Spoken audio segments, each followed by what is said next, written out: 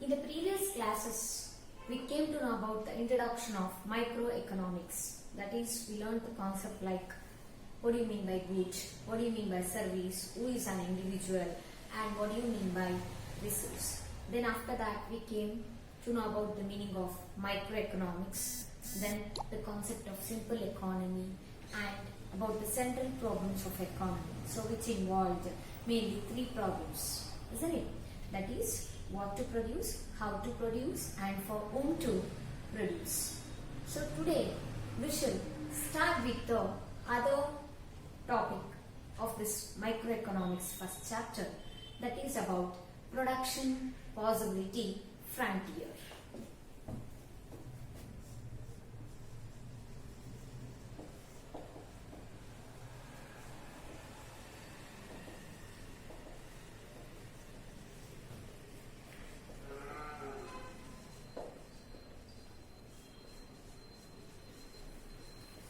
We can abbreviate this production possibility frontier as PPF. Okay, in a simple way. First, let us know the meaning of this production possibility frontier. What does it mean? It's a graphical representation of different possible, all possible combinations of different goods and services which can be produced with a given amount of resource and technology. That can be called as what? PPF. I'll repeat.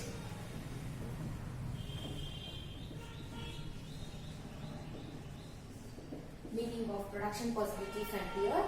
It is the graphical representation of the combination of two goods which can be produced with a given resource and a technology can be called as production possibility frontier. Okay, let us understand about this concept in detail with the help of an example and along with the graphical representation. Okay, see, like individuals is having the scarce resources in their life, even the society is having the scarce resources which is having a alternative usage. But society should be very careful while allocating all these scarce resources in the production of different goods and services.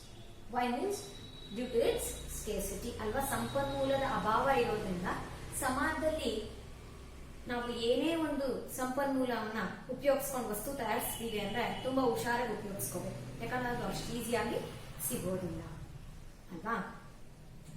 ಹಾಗಾದ್ರೆ society ತುಂಬಾ important role ಏನಪ್ಪಾ ಅಂದ್ರೆ proper ಆಗಿ allocate ಮಾಡಬೇಕು. ಏನ್ನ resources ನ, like land, machinery, okay, money, etc.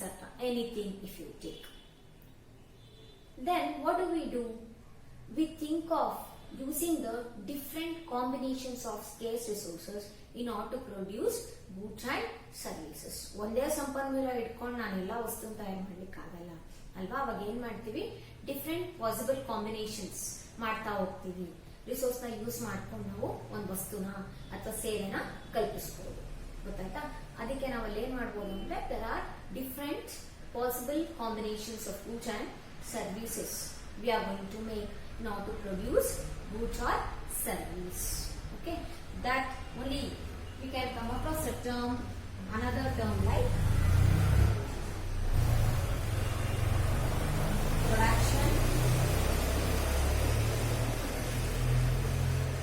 production possibility set. What does it mean? It's a collection of all possible combinations of goods and services that can be produced with a given amount of resource and a stock of technological knowledge can be called as production possible set in the economy. ಅಲ್ವಾ, ಸಂಪನ್ಮೂಲದ ಅಭಾವ ಇರೋದ್ರಿಂದ ನಾವು ಒಂದೇ ಸಂಪನ್ಮೂಲ ಇಟ್ಕೊಂಡು ಎಲ್ಲಾ ವಸ್ತು ತಯಾರು ಮಾಡ್ತೀವಿ ಅಂದ್ರೆ ಆಗಲ್ಲ. ಹಾಗಾದ್ರೆ ಬೇರೆ ಬೇರೆ ಎಷ್ಟು ಸಾಧ್ಯನೋ ಅಷ್ಟು ಪಾಸಿಬಲ್ ಸೆಟ್ ಆಫ್ ಕಾಂಬಿನೇಷನ್ಸ್ ಮಾಡ್ಕೊಂಡ್ಬಿಟ್ಟು ಒಂದು ವಸ್ತು ಅಥವಾ ಸೇವೆನ ನಾವು ಕಲ್ಪಿಸಬಹುದು, ತಯಾರು ಮಾಡಬಹುದು. ಗೊತ್ತಾಯ್ತಾ? ಸೊ ಹಾಗಾದ್ರೆ ಎರಡು ಕಾನ್ಸೆಪ್ಟ್ ನಾವು ತಿಳ್ಕೊಂಡ್ವಿ. ಒಂದೇನು ಪ್ರೊಡಕ್ಷನ್ ಪಾಸಿಬಿಲಿಟಿ ಫ್ರಂಟಿಯರ್ ಅಂದ್ರೆ ಏನು ಅರ್ಥ ಮಾಡ್ಕೊಂಡ್ರಿ. ನೆಕ್ಸ್ಟ್ ಪ್ರೊಡಕ್ಷನ್ ಪಾಸಿಬಿಲಿಟಿ ಸೆಟ್ ಅಂದ್ರೆ ಏನು ಅಂತ ಅರ್ಥ ಆಯ್ತು. ಹಾಗಾದ್ರೆ ಇನ್ನೂ ಚೆನ್ನಾಗಿ ಒಂದು ಎಕ್ಸಾಂಪಲ್ ಮೂಲಕ ಮತ್ತೆ ಒಂದು ಡಯಾಗ್ರಾಮ್ ಮೂಲಕ ಇದನ್ನ ಅರ್ಥ ಮಾಡ್ಕೊಳ್ತೀವಿ. So let's have a example for this concept.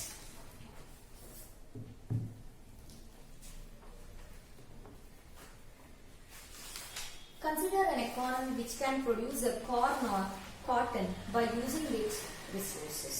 Okay, let's take an example like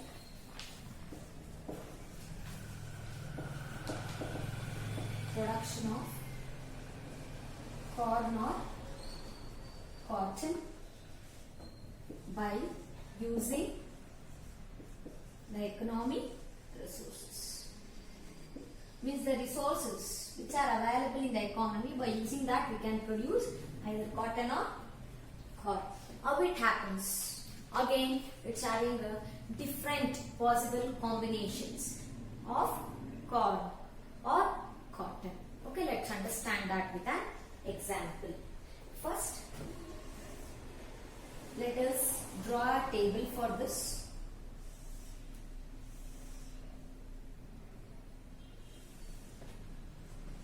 Possibilities, corn, cotton. This shows the number of units of corn and cotton what you can produce by the different combinations.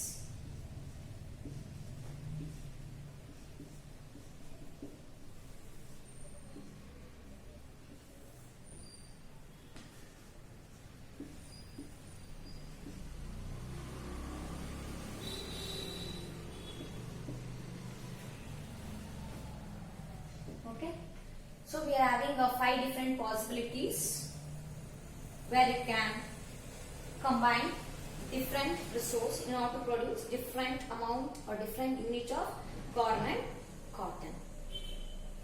Okay, this table shows the different units of corn and cotton what you can produce by using the given resource in the economy, that too by using the different combination of resource. And one thing is, you have to use the resource properly. We should not waste this. Okay, that we call it as one of the assumptions.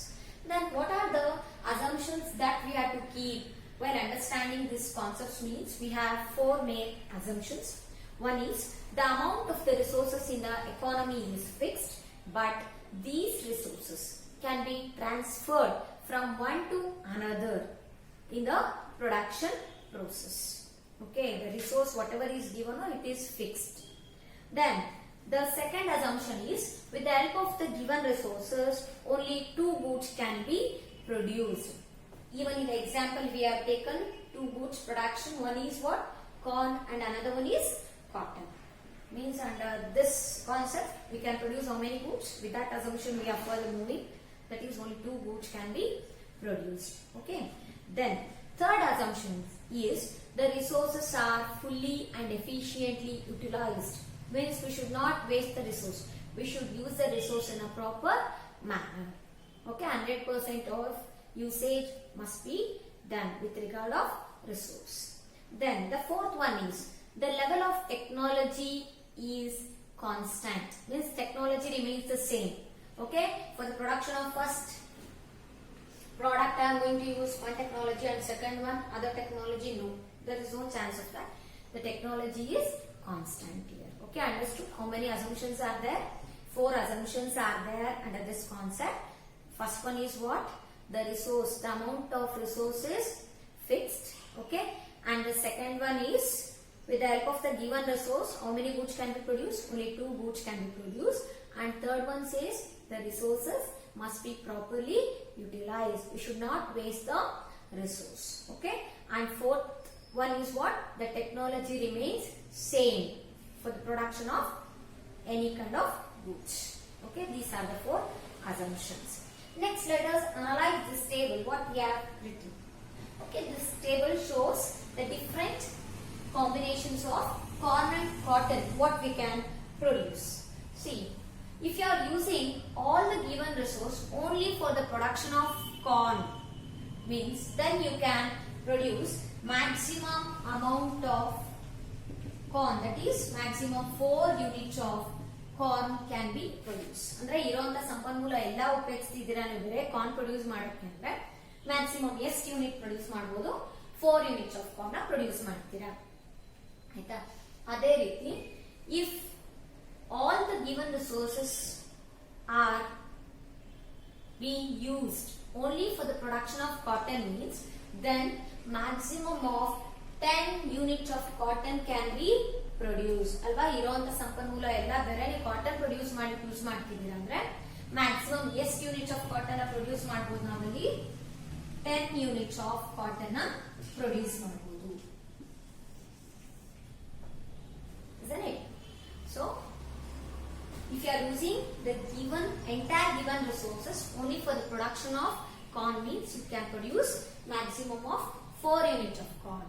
And if you are using the entire given resource only for the production of cotton means you can produce maximum of 10 units of cotton in the economy.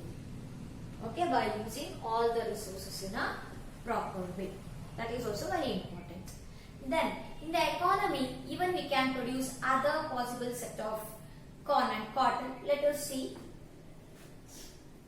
In the possibility A, what happens here? You can produce maximum of 10 units of cotton. That is, you are using the entire resource only for the production of cotton.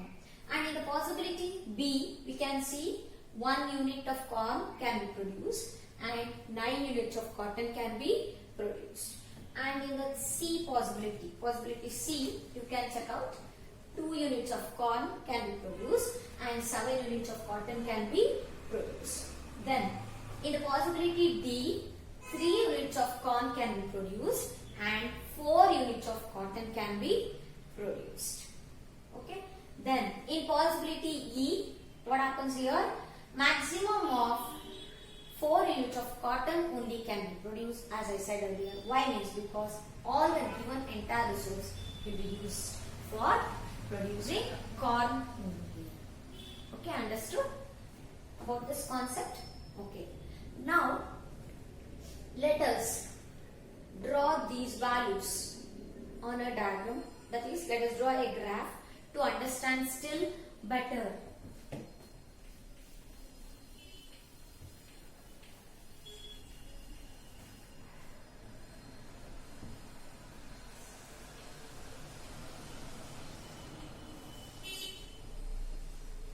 This is x-axis,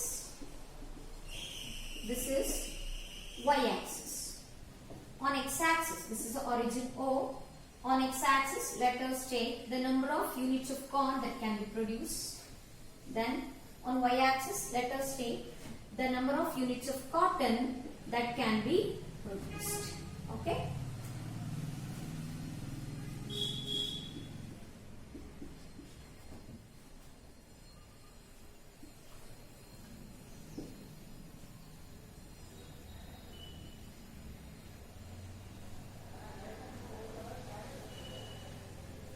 In the possibility A, we have 0 corn, 0 units of corn and 10 units of cotton.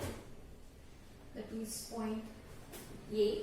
Then in the point B, we have 1 unit of corn and 9 units of cotton. So 1 unit of corn and 9 means we can estimate the point here. That is point B.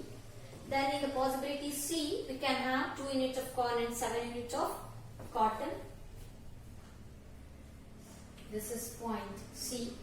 Then in the possibility D, we have 3 units of corn and 4 units of cotton. Point D.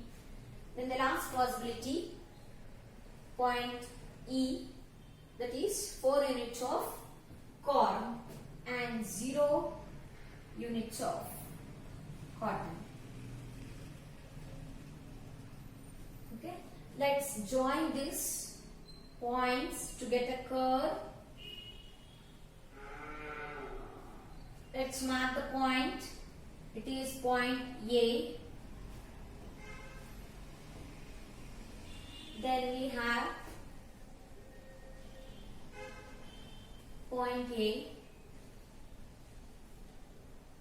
then it is point C, point B, then point C, point D, then point E. Okay. So this is a production possibility frontier. Okay. And any point on this curve or below the curve represents the number of units of corn or cotton that can be produced with the help of given resource and technology. Okay, I will repeat. Any point on or below the curve in this graph, it represents the number of units of corn and cotton that can be produced with a given resources. So it represents a different possible set of combinations. Okay. So this we call it as what? Production possibility frontier. Means what? Production possibility frontier is a graphical representation of the two goods, which can be, two goods means here corn and cotton, which can be produced by using the given resource and technology. So there we got the concept like PPF, that is production possibility frontier. Okay.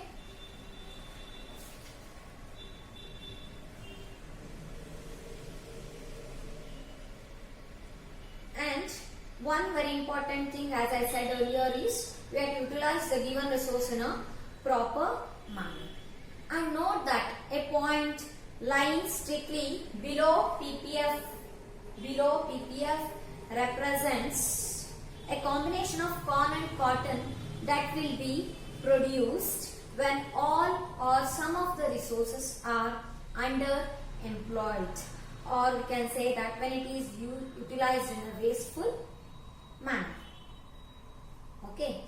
So if more of the scarce resources are used for the production of corn, then less resource is available for the production of cotton. Okay. And in the same way, if more of the given resources is used for the production of cotton, then less resource is available for the production of corn. Okay. So here we can say that if one of the more goods is used for the production of one of the good, then other good has less resource for the production. Okay. And thus there is always a cost of having little more of one good in terms of the amount of other good that has been forgone. So that we term it as a opportunity cost. We call that as a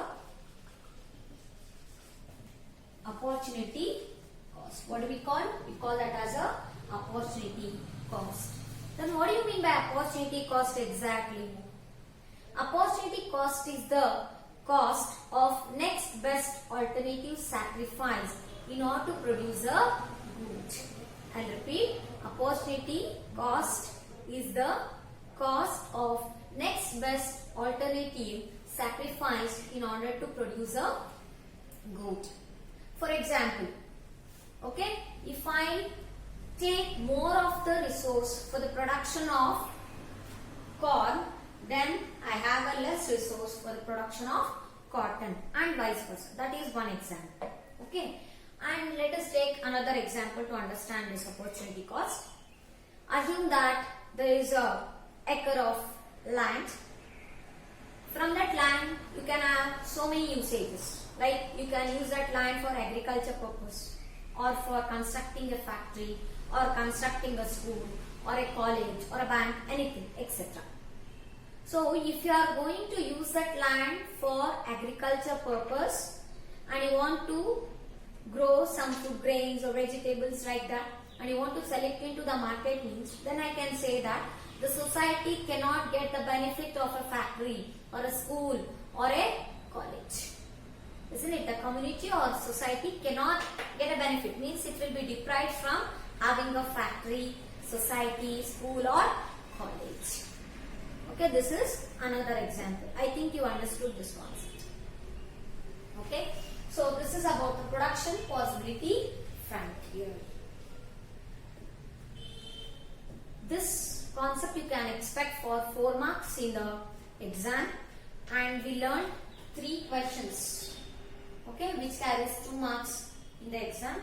I will dictate the question and answer. You can write down 2 marks questions in this concept. Okay, write down firstly the meaning of production possibility frontier. What is the meaning of production possibility frontier? Write down the answer. A graphical representation of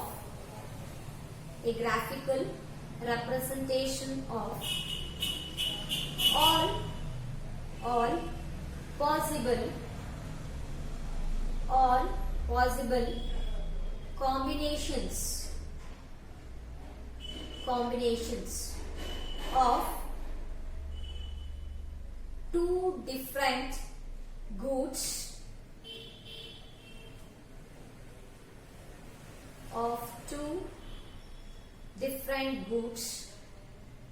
that can be produced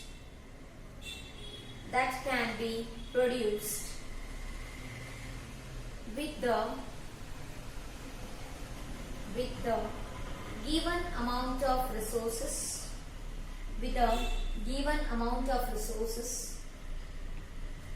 and technology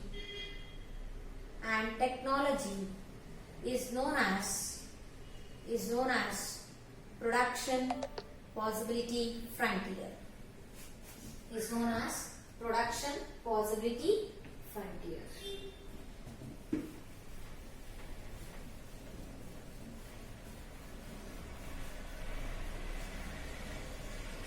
This is one question, and we have another kind of question for 2 marks in this concept, that is production possibility set.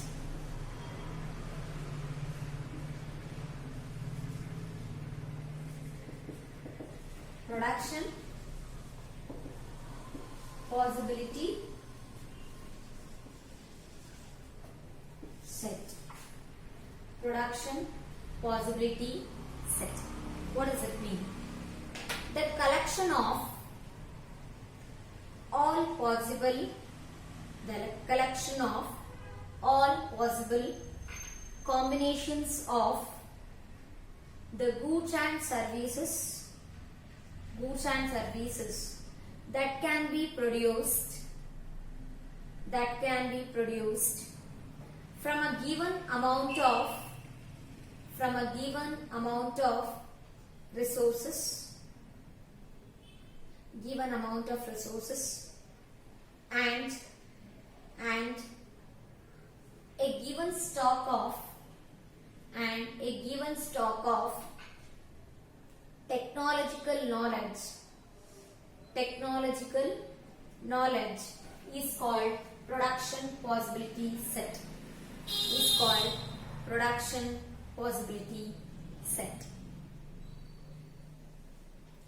Next concept for 2 marks. Next question for 2 marks is third one, that is opportunity cost. Next concept is opportunity cost. The opportunity cost is a cost.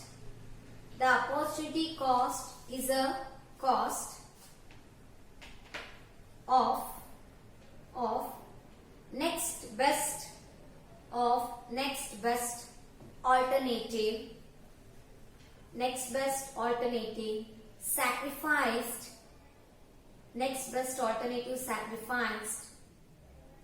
in order to produce a good. You can take one example for that. if more of scarce resource is used to produce corn, then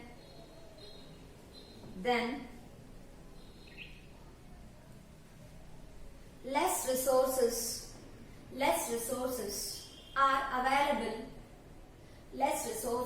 are available for the production of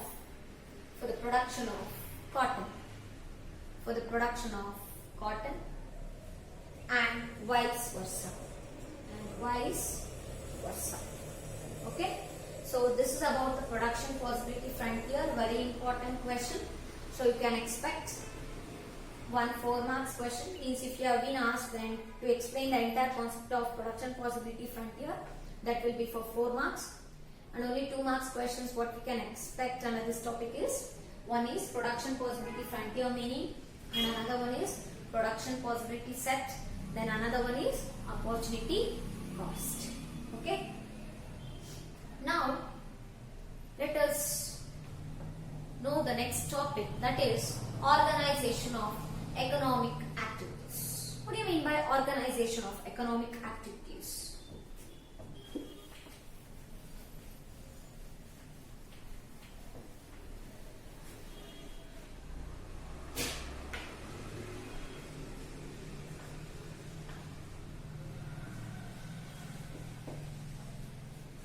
Organization of economic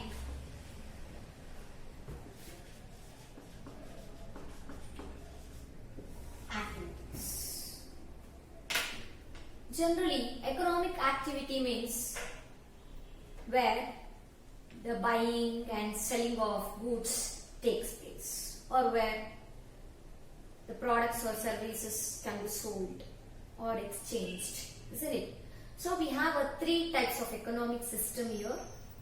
First is centrally planned economy, second is market economy, and third one is mixed economy. Okay, first one is centrally planned economy, second one is market economy, and third one is mixed economy. First let us know about the centrally planned economy. What does it mean? It's also called as socialistic economy. It's also known as socialistic economy. Here, the government will be taking in charge of producing the product, okay, exchanging the product in the economy. So we can say that in the central planned economy, the production activity is owned, controlled and operated by the government. That can be termed as what? Centrally planned economy. Further, we have features that we will continue in the next class. Thank you.